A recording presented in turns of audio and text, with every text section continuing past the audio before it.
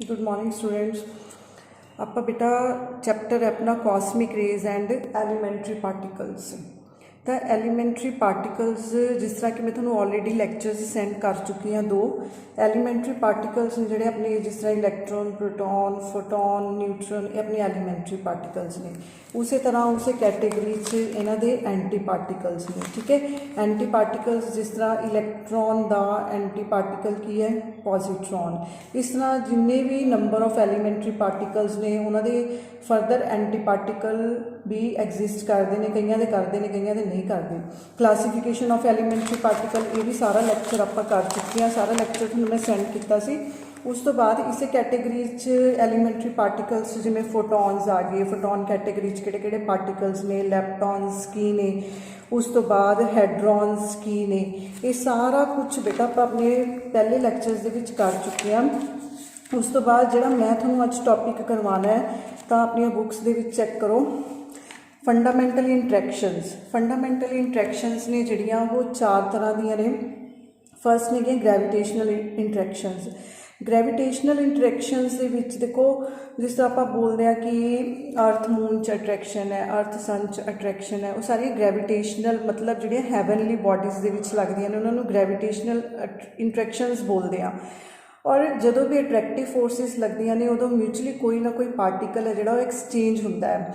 तो इत्थे जिहड़ा पार्टिकल एक्सचेंज हुंदा है दैट इज़ ग्रैविटोन। हालांकि ग्रैविटोन जिहड़ा है वो हाल तक डिस्कवर नहीं हो सकिया, पर यह हाइपोथैटिकली अज्यूम किया जाता है कि हैवनली बॉडीज़ इंटरैक्ट करदियां ने by mutual exchange of particle of graviton. तो इहदियां करैक्टरिस्टिक्स की ने आपां नूं पता ही नहीं। It is always attractive. Weakest interactions ने डिपेंड नहीं करदियां कलर, साइज के other parameters of inertia. Inverse square law नूं ओबे करदियां ने। देखो जिस तरह आप फोर्स का फार्मूला लिखते हैं G(m1 m2 upon r square, मतलब इनवर्स स्केयर ऑफ डिस्टेंस है, acts along the line joining the masses. ठीक है जी, ग्रैविटेशनल इंट्रैक्शनस ने। उस तो बाद इस कैटेगरी इंट्रैक्शन की कैटेगरीज अगे नैक्सट आती हैं बेटा वीक इंट्रैक्शन। जिस तरह देखो कुछ जोड़े सबसटांस ने वो बहुत जल्दी डिके हो जाते हैं।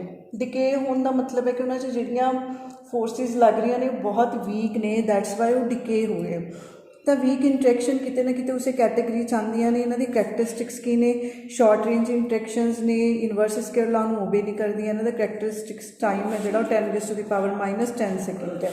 नैक्सट ने इलैक्ट्रोमैगनैटिक इंट्रैक्शनस जिन्हें चार्ज पार्टिकल्स के लगदियां ने उन्होंने असीं इलैक्ट्रोमैगनैटिक इंट्रैक्शनस बोलते हैं। ठीक है, इन्हां दा कैरियर जिहड़ा वो की है फोटॉन। फोटॉन इन्हां दा म्यूचुअल एक्सचेंज जिहड़ा फोटॉन इन्हां इंट्रैक्शनस का पार्टिकल है। ठीक है, जिस तरह आप कूलम्स लॉ पढ़ते हैं उस तरह देखो लॉन्ग रेंज इंट्रैक्शनस ने अट्रैक्टिव भी हो सकती है, रिपल्सिव भी हो सकती है। इनवर्स स्केयर लॉ नूं ओबे करते हैं। जिस तरह मैं तुहानूं दोबारा दस बेटा कूलम्स इंट्रैक्शनस इस कैटेगरी आंदियां ने। तो acts along the line joining the charge particle क्योंकि आप डिस्टेंस कंसीडर करते हैं। ठीक है, उस तो बाद नैक्सट जिहड़ियां आंदियां ने दैट आर स्ट्रोंग इंट्रैक्शनस। स्ट्रोंग इंट्रैक्शनस की ने जिहड़ियां न्यूक्लीयस के अंदर लगदियां ने। देखो न्यूक्लीयस है, न्यूक्लीयस के अंदर न्यूट्रॉन पे ने, प्रोटॉन्स पे ने। हुण प्रोटॉन सिमिलर नेचर के पार्टिकल्स ने, मतलब नंबर ऑफ प्रोटॉन्स पे जिन्ना एटॉमिक नंबर हुंदा है। हुण ये बाउंड ने एक स्मॉल एरिया दे विच, एक स्मॉल पोर्शन दे विच ये बाउंड ने। दैट मीनस कि इत्थे लगन वाली फोर्सिस बहुत स्ट्रोंग फोर्सिस ने जिहड़ियां दो सिमिलर नेचर के पार्टिकल्स नूं या न्यूट्रल पार्टिकल्स नूं आपस च बाउंड करके रख रही ने। दैट्स वाई स्ट्रोंग इंट्रैक्शनस चाहते हैं जिवें न्यूक्लीयर इंट्रैक्शनस ने। तरह की करैक्टरिस्टिक्स की ने, शॉर्ट रेंज ने, स्ट्रोंगेस्ट इंट्रैक्शनस ने, चार्ज के इंडिपेंडेंट ने। सारिया प्रॉपर्टीज़ अपने फर्स्ट चैप्टर पढ़िया सी। इनवर्स स्केयर लॉ नूं ओबे नहीं करदियां, independent of relative orientation of nucleus ने। सारिया ये कैटेगरीज बेटा सारिया प्रॉपर्टीज़ अपने पढ़िया हुई ने। उस तो बाद चार्ज कंजुगेशन। चार्ज कंजुगेशन की है देखो, चार्ज कंजुगेशन C के नाल रिप्रजेंट करते हैं the operation of changing every particle into its anti particle is called charge conjugation. देखो चार्ज कंजुगेशन का मतलब है कि थोड़े कोल एक ऑपरेटर है C, अगर तुसीं उहदे ते उहनूं अप्लाई करते हो तो तुहानूं अगर उहदा एंटी पार्टिकल की इनफॉर्मेशन मिलती है तो असीं वो कहने कि वो प्रॉपर्टी है एक तरह की। देखो कहना electrodynamics it is symmetry operation clear है। वीक इंटरैक्शंस दे which charge conjugation law is violated because symmetry operation is not observed. देखो हुण जिस तरह आप पिछे पढ़ रहे हैं कि वीक इंटरैक्शंस ने या स्ट्रॉन्ग इंटरैक्शंस ने, तो जिहड़ी ये प्रॉपर्टी है ये वीक इंटरैक्शंस ते नहीं लगती क्योंकि वीक इंटरैक्शंस च ये कंजर्व नहीं रहिंदा हैगा नंबर। तो अगर सी क्वांटम नंबर की तरह कहता अपीयर हुंदा तो मान लो कि असीं इहनूं गामा ते लगा रहे हैं तो तुहानूं उहदा एंटी पार्टिकल अगर मिल जाता है वो ऑपरेटर उहदे ते लगान ते, ठीक है। देखो कहता फिर gamma denotes the corresponding to photons. आपां नूं पता है कि गामा रेज ने जिहड़ियां जिन्ने भी इलैक्ट्रोमैगनैटिक वेव्स ने उन्हां दा सारियां दा पार्टिकल की है फोटॉन है। सिमिलरली जिवें न्यूट्रल है पाई मेजॉन्स ने, पाई न्यूट्रल तो तुसीं चार्ज कंजुगेशन ऑपरेटर अप्लाई करते हो तो तुहानूं न्यूट्रल ही मिलता है। अगर तुसीं पाई प्लस ते लगाने हो तो तुहानूं नैगेटिव वाला मिलेगा, नैगेटिव लगाने हो तो पॉजिटिव मिलेगा, मतलब उसका एंटी पार्टिकल तुहानूं मिल गया। तो चार्ज कंजुगेशन एक तरह का ऑपरेटर लगा लो, एक तरह का क्वांटम नंबर लगा लो कि जिहड़ा पार्टिकल ते अप्लाई होने तो बाद सानूं उहदे एंटी पार्टिकल की इन्फॉर्मेशन दे दे, ठीक है जी। The short question some the question next ने ये बहुत इंपॉर्टेंट आर्टिकल है intrinsic quantum numbers associated with elementary particles. Quantum numbers, ठीक है जी। जिस तरह आप क्वांटम नंबर्स पढ़ते बेटा क्वांटम फिजिक्स, उसी तरह पार्टिकल फिजिक्स दे विच भी क्वांटम नंबर्स आते हैं। जिमें द फर्स्ट क्वांटम नंबर है लैप्टॉन नंबर। हुण इहदे लई सानूं पहलां ये पता होना चाहिए कि बेसिकली लैप्टॉन्स किहड़े-किहड़े ने। लैप्टॉन जो तुसीं अपना पिछले प्रीवियस लैक्चर सुनो या अपनी तुसीं बुक च देखो कि लैप्टॉन्स किहड़े-किहड़े ने। लैप्टॉन्स कैटेगरी च आंदे ने neutrino, anti neutrino, muons, electron and positron, ये सारे लैप्टॉन कैटेगरी च आंदे ने। तो वो पार्टिकल जिहड़े लैप्टॉन्स ने उन्हां दा एल नंबर है जिहड़ा लैप्टॉन नंबर है वो 1 होगा तो उहदे ही एंटी पार्टिकल का -1 होगा। सिमिलरली क्योंकि असीं बहुत सारे एलीमेंट्री पार्टिकल्स पढ़ रहे हैं तो जिहड़े लैप्टॉन नहीं हैगे उन्हां दा क्वांटम नंबर की आऊगा 0 आऊगा। देखो दोबारा कहंदा जिस तरह इलैक्ट्रॉन बेसिक पार्टिकल है उहदा लैप्टॉन नंबर +1 है, उसी तरह न्यूट्रिनो का +1 है। पर इलैक्ट्रॉन का ऑपोजिट एंटी पार्टिकल किहड़ा है पॉजिट्रॉन, उहदा लैप्टॉन नंबर कितना आऊगा -1 आऊगा तो एंटी न्यूट्रिनो का भी की आऊगा -1 आऊगा। सिमिलरली होर जिहड़े इस कैटेगरी के पार्टिकल्स ने जिहड़े तो बेसिक पार्टिकल्स ने उन्हों का 1, जिहड़े उन्होंने एंटी पार्टिकल्स ने उन्हों का -1 आऊगा। तो जिहड़े इस कैटेगरी च है ही नहीं, मान लो कोई पार्टिकल लैप्टॉन नहीं है, मान लो मैं बोला कि प्रोटॉन लैप्टॉन नहीं हैगा तो प्रोटॉन के लिए एल की वैल्यू की आऊगी 0 आऊगी। तो अगर तुहाडियां जिहड़ियां इंटरैक्शनस ने अगर कोई डिके हो रहा है, कोई आप न्यूक्लीयर इक्वेशन लिख रहे हैं, कोई न्यूक्लीयर रिएक्शन लिख रहे हैं तो उहदे विच जिहड़ा लैप्टॉन नंबर है दैट मस्ट बी कंजर्वड, वो कंजर्वड रहना चाहिए। उस तो बाद नैक्सट आ गया ब्रियॉन नंबर। तो ब्रियॉन कैटेगरीज के पहला पार्टिकल्स देखो किहड़े-किहड़े ने, तो B+1 है फॉर ब्रियॉन्स, एंटी ब्रियॉन्स के लिए -1। जो कोई होर पार्टिकल्स ने जिमें फोटॉन्स ने, लैप्टॉन्स ही हो गए, मेजॉन्स हो गए, उन्होंने लिए B की वैल्यू की होगी 0 होगी। उस तो बाद नैक्सट है आइसोस्पिन।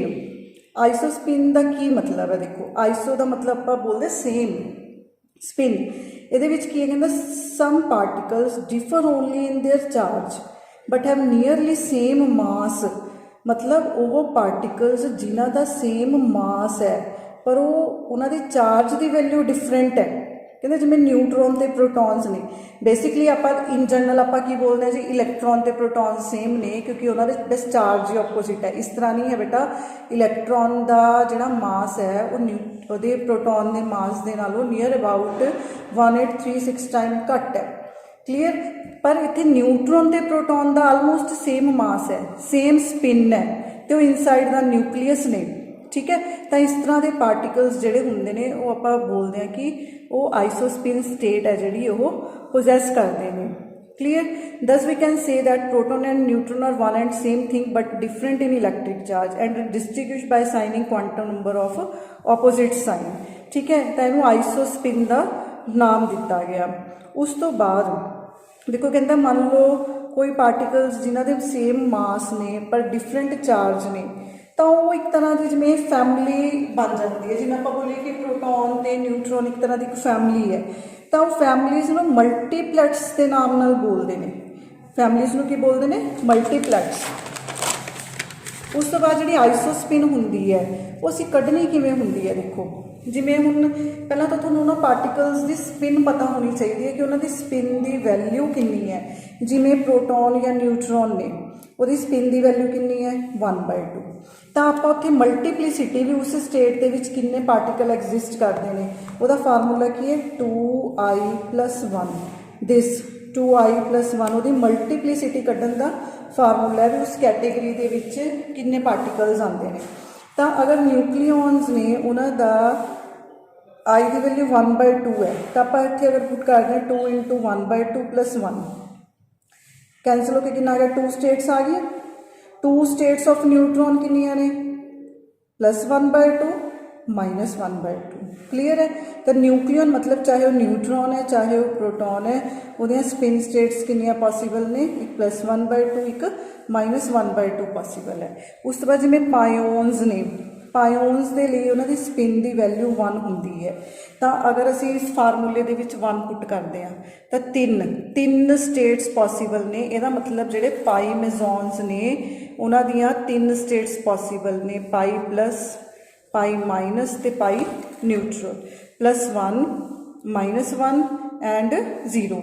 ਇਸ ਤਰ੍ਹਾਂ ਜਿੰਨੇ ਵੀ ਆਪਣੇ ਐਲੀਮੈਂਟਰੀ ਪਾਰਟੀਕਲਸ ਨੇ ਆਪਾਂ ਉਹਨਾਂ ਨੂੰ ਉਹਨਾਂ ਦੀ ਜਿਹੜੀ ਸਪਿਨ ਦੀਆਂ ਸਟੇਟਸ ਨੇ, ਸਪਿਨ ਦੀਆਂ ਸਟੇਟਸ ਨੂੰ ਕੈਲਕੂਲੇਟ ਕਰ ਸਕਦੇ ਆ। ਨੈਕਸਟ ਹੈ ਆਪਣਾ hyper charge the property. The quantum number are called hypercharge is twice the average charge of the number of the group। मतलब हाइपर चार्ज कढ़न का की तरीका है? हाइपर चार्ज आप कढ़ने 2q एवरेज, मतलब किसी फैमिली दे जिन्ने मैंबरस ने वो मैंबरस के चार्ज की एवरेज कढ़ लो, उन्होंने 2 नाल मल्टीप्लाई कर लो, तो तुहानूं उहदे हाइपर चार्ज की जिहड़ी वैल्यू है पता लग जूगी। जिस तरह हुण तुहाडे कोल ट्रिपलेट स्टेट है, पाई मैजोन्स ने, प्लस है 0 है, पाई माइनस स्टेट च पे है, तो यदा एवरेज चार्ज कितना होगा? देखो अगर असी एवरेज चार्ज फाइंड आउट करते हैं पाई मैजोन्स का, प्लस का माइनस का न्यूट्रल का, मतलब 1 +1 -1 + 0/3 करते हैं तो साढ़े को की आ गया? 0 आ गया।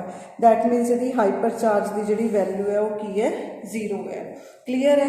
तो किसी भी पार्टिकल के जोड़े उस ग्रुप के मैंबरस ने उन्होंने सारिया का एवरेज चार्ज कढ़ लो, उन्होंने 2 नाल मल्टीप्लाई कर लो, तो तुहानूं हाइपर चार्ज की वैल्यू पता लग जूगी। उस तो इलावा अगर तुसीं उन्होंने आइसोस्पिन के नाल रिलेट करना है तो हाइपर चार्ज कढ़न का की तरीका है? 2 × Q - I3। क्लीयर है? Q की है? Actual charge. The alternate method is that it is twice the difference between the actual charge Q and isospin component of the particle. Total charge देख लो कितना minus वह आइसोस्पिन नंबर देख लो। उस तो बाद नैक्सट बेटा ये आता स्ट्रेंजनेस क्वांटम नंबर। देखो क्वांटम नंबरस ने जोड़े पेपर के वो सारे भी आ जाते हैं, भी सारे डिफाइन करो। वो जिमें स्ट्रेंजनेस क्वांटम नंबर बहुत इंपॉर्टेंट है, तो ये अलग अलग भी आपां नूं उस कैटेगरी के आ जाते हैं। देखो it is observe that strangeness का की मतलब है? K mesons and hyperions were produced by strong interaction but decay by means of weak interaction, and these particles are produced in pairs। Important की है ये कहते K mesons ने ते जिहड़े hyperions ने ये प्रोड्यूस तो होंगे ने स्ट्रोंग इंटरैक्शन के थ्रू। सैकेंडली ये हमेशा पेयर्स के विच जनरेट होंगे ने, मतलब कोई 2 के मेजोन्स इकट्ठे प्रोड्यूस हो सकते हैं, या 1 के मेजोन 1 हाइपरियन प्रोड्यूस हो सकता है, या 2 हाइपरियंस इकट्ठे प्रोड्यूस हो सकते हैं। ठीक है? तो के एक इन्हों का स्ट्रेंज बिहेवियर है कि के मेजोन्स के हाइपरियंस ने जोड़े बाया स्ट्रोंग इंटरैक्शन प्रोड्यूस होंगे हैं, पर जो ये एक बार प्रोड्यूस होंगे हैं उस तो बाद डिके होंगे हैं, तो डिके ये अपने वीक इंटरैक्शनस के थ्रू होंगे हैं। Due to their strange behaviour इन्हों की बोलते हैं स्ट्रेंजनेस क्वांटम नंबर। देखो जिमें प्रोटोन नाल इंटरैक्ट करता है, तो प्रोटोन प्लस कॉपा प्लस के मेजोन्स ने जोड़े वो रिलीज होंगे हैं। देखो ये पेयर्स ने, ये पेयर्स ने, पर ये डिके अलग अलग होंगे वाया ਵੀਕ ਇੰਟਰੈਕਸ਼ਨ। ਤਾਂ ਤੁਸੀਂ ਬੇਟਾ ਇਹਨਾਂ ਦੀ ਕੋਈ ਵੀ ਇੱਕ ਜਿਹੜੀ ਐਗਜ਼ਾਮਪਲ ਹੈ ਉਹਨੂੰ ਲਰਨ ਕਰ ਲਓ। ਉਸ ਤੋਂ ਬਾਅਦ ਇੱਕ ਬਹੁਤ ਇੰਪੋਰਟੈਂਟ ਫਾਰਮੂਲਾ ਹੈ ਗੈਲਮੈਨ ਐਂਡ ਨਿਸ਼ੀਜਿਮਾ ਫਾਰਮੂਲਾ। ਠੀਕ ਹੈ, ਇਹ ਫਾਰਮੂਲੇ ਦੇ ਵਿੱਚ ਕੀ ਹੈ ਦੇਖੋ, ਤਾਂ ਸਟ੍ਰੇਂਜਨੈਸ ਬਿਹੇਵੀਅਰ ਨੂੰ ਸ਼ੋ ਕਰਨ ਦੇ ਲਈ ਇੱਕ ਸਟ੍ਰੇਂਜਨੈਸ ਕੁਆਂਟਮ ਨੰਬਰ ਪ੍ਰੋਡਿਊਸ ਕੀਤਾ ਗਿਆ। ਉਹ ਸਟ੍ਰੇਂਜਨੈਸ ਕੁਆਂਟਮ ਨੰਬਰ ਕੀ ਦਿੱਤਾ ਗਿਆ, ਹਾਈਪਰ ਚਾਰਜ ਮਾਈਨਸ ਬਰਿਓਨ ਨੰਬਰ। ਇਹਨੂੰ ਸਟ੍ਰੇਂਜਨੈਸ ਨੂੰ ਕੱਢਣ ਦਾ ਮੈਥਡ ਕੀ ਦਿੱਤਾ ਗਿਆ, ਹਾਈਪਰ ਚਾਰਜ ਮਾਈਨਸ ਬਰਿਓਨ ਨੰਬਰ।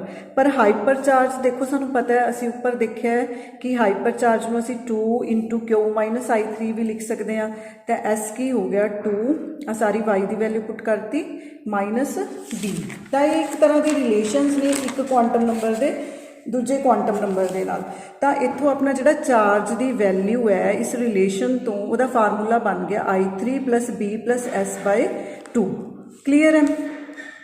ਸੋ ਜਿਸ ਤਰ੍ਹਾਂ ਹੁਣ ਇਹਨੇ ਇੱਕ ਐਗਜ਼ਾਮਪਲ ਲਿੱਤੀ ਹੈ ਕਿ ਮੰਨ ਲਓ ਪ੍ਰੋਟੋਨ ਹੈ, ਪ੍ਰੋਟੋਨ ਦਾ ਸਪਿਨ ਜਿਹੜਾ ਹੈਗਾ ਉਹ 1/2 ਹੈ। ਉਰੇ ਬੇਟਾ ਗਲਤ ਲਿਖਿਆ ਹੋਇਆ ਤੁਹਾਡੀ ਬੁੱਕ 'ਚ 0, ਉਰੇ ਆ ਕੀ ਆਊਗਾ 1/2। ਤਾਂ ਉਰੇ ਆਪਾਂ ਦੇਖੋ ਇਹ ਜਿਹੜਾ ਆਈਸ ਸਪਿਨ ਉਹ ਨੰਬਰ ਹੈ ਨਾ, ਇਹਨੂੰ ਆਪਾਂ I3 ਜਾਂ IZ ਦੇ ਨਾਲ ਲਿਖ ਸਕਦੇ ਹੁੰਦੇ। ਲਿਖਣ ਦਾ ਤਰੀਕਾ ਕੋਈ ਫਰਕ ਨਹੀਂ ਹੈ, ਤੁਸੀਂ IZ ਲਿਖ ਲਓ ਜਾਂ I3 ਲਿਖ ਲਓ, ਇੱਕੋ ਹੀ ਗੱਲ ਹੈ। ਤਾਂ ਪ੍ਰੋਟੋਨ ਦੇ ਕੇਸ ਇੱਥੇ 1/2 ਆਉਣਾ ਸੀ। ਬਰਿਓਨ ਨੰਬਰ ਉਹਦਾ 1 ਹੈ ਕਿਉਂਕਿ ਪ੍ਰੋਟੋਨ ਬਰਿਓਨ ਕੈਟੇਗਰੀ 'ਚ ਹੈ। ਚਾਰਜ ਉਹਦੇ 'ਤੇ ਕਿੰਨਾ ਹੈ 1 ਹੈ। ਤਾਂ ਇਹ ਸਾਰੀਆਂ ਵੈਲਿਊਜ਼ ਜਦੋਂ ਆਪਾਂ ਇੱਥੇ ਪੁੱਟ ਕਰਦੇ ਹਾਂ ਤਾਂ ਇਹਦਾ ਸਟ੍ਰੇਂਜਨੈਸ ਨੰਬਰ ਕੀ ਆ ਗਿਆ 0 ਆ ਗਿਆ। ਪੁੱਟ ਕਰਕੇ ਦੇਖ ਲਓ, ਜਿਵੇਂ ਆਪਣਾ ਫਾਰਮੂਲਾ ਕੀ ਹੈ ਦੇਖੋ, ਆਪਣਾ formula Q = I3 + B + S/2। Charge 1 ਹੈ, ਸਪਿਨ 1/2 ਹੈ, ਬਰਿਓਨ ਨੰਬਰ 1 ਹੈ, S ਆਪਾਂ ਨੇ ਫਾइंड ਆਊਟ ਕਰਨਾ ਹੈ। 1 - 1/2 ਕਰਾਂਗੇ 1/2 ਆ ਜਾਊਗਾ, ਇਹ 1 + S/2 ਆ ਗਿਆ। 2 ਇੱਧਰ ਚਲਾ ਗਿਆ, 1 ਰਹਿ ਗਿਆ, 1 + S। ਤਾਂ ਇੱਥੋਂ S ਦੀ ਵੈਲਿਊ ਆਪਣੀ ਕੀ ਆ ਗਈ 0 ਆ ਗਈ। ਦੈਟ ਮੀਨਸ ਕਿ ਆਪਣਾ ਸਟ੍ਰੇਂਜਨੈਸ ਨੰਬਰ ਹੈ ਜਿਹੜਾ, ਸਟ੍ਰੇਂਜਨੈਸ ਨੰਬਰ ਇਹਦੇ ਲਈ ਕੀ ਆ ਗਿਆ, ਪ੍ਰੋਟੋਨ ਦੇ ਲਈ 0 ਆ ਗਿਆ। ਦੈਟ ਮੀਨਸ ਕਿ ਜਿਹੜਾ ਪ੍ਰੋਟੋਨ ਹੈ ਉਹ ਸਟ੍ਰੇਂਜ ਬਿਹੇਵੀਅਰ ਨਹੀਂ ਸ਼ੋ ਕਰਦਾ। ਉਸੇ ਤਰ੍ਹਾਂ ਜੇ ਤੁਸੀਂ ਹੋਰ ਪਾਰਟੀਕਲਸ ਦੇ ਕੱਢ ਕੇ ਦੇਖੋ, ਜਿਵੇਂ K ਮੈਜ਼ੋਨਸ ਨੇ, ਉਹਦੀ I3 ਸਪਿਨ ਵੈਲਿਊ 1 ਹੈ, ਪਰ ਇਹ ਬਰਿਓਨ ਨਹੀਂ ਹੈਗਾ, ਬਰਿਓਨ ਕੈਟੇਗਰੀ ਦਾ ਨਹੀਂ ਹੈ, ਇਹ 'ਤੇ ਚਾਰਜ ਦੀ ਵੈਲਿਊ 1 ਹੈ। ਤਾਂ ਤੁਸੀਂ ਸਾਰੀਆਂ ਵੈਲਿਊਜ਼ ਪੁੱਟ ਕਰੋਗੇ ਤਾਂ ਉਹਦੀ S ਦੀ ਵੈਲਿਊ ਕੀ ਆ ਗਈ 1 ਆ ਗਈ। ਕਹਿਣ ਦਾ ਮਤਲਬ ਇਹ ਹੈ ਕਿ ਅਗਰ ਤੁਹਾਡੀ S ਦੀ ਵੈਲਿਊ ਕੋਈ ਨਾ ਕੋਈ ਪ੍ਰੋਡਿਊਸ ਹੋ ਰਹੀ ਹੈ, ਦੈਟ ਮੀਨਸ ਕਿ ਉਹ ਪਾਰਟੀਕਲ ਸਟ੍ਰੇਂਜ ਬਿਹੇਵੀਅਰ ਸ਼ੋ ਕਰ ਰਹੇ ਨੇ, ਮਤਲਬ ਉਹ ਪ੍ਰੋਡਿਊਸ ਤਾਂ ਹੋਣਗੇ via strong interaction and in pairs. Secondly, they will decay by the weak interactions। clear है। तो इस तरह बेटा नंबर ऑफ पार्टिकल्स ने जिन्होंने तुसी चेक कर सकते हो। तो तुसी कोई भी अपने एक दो एग्जाम्पल्स ने जिहड़ियां वो याद कर लो। इत्थे टॉपिक खत्म कर रही हूँ। So thanks.